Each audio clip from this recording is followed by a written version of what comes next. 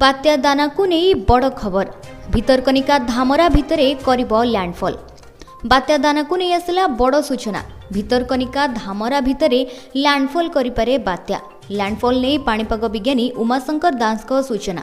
बात्या दाना पई बंदरे 4 नंबर विपद संकेत रही।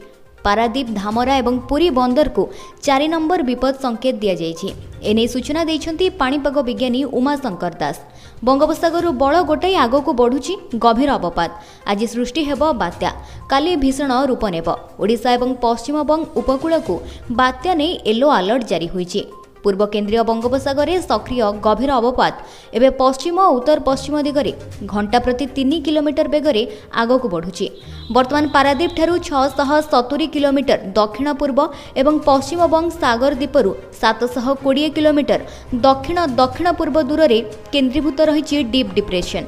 यह पश्चिम और उत्तर पश्चिम दिगरे गति करी पूर्व केन्द्रीय बंगोपसागर में आज बात्यार रूप नेब। यापर अधिक घनीभूत हेब सामुद्रिक झड़। आसंता काली यह उत्तर पश्चिम बंगोपसागर में भीषण बात्यार रूप नेब।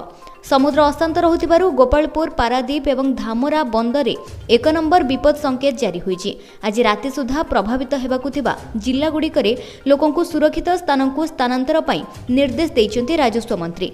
प्रभावित हेबाकु थिबा जिल्ला गुड़िकरे सरकारी आश्रयस्थली बादे आ 500 अस्थायी आश्रय शिविर एवं 250 रिलीफ सेंटर व्यवस्था होइछि।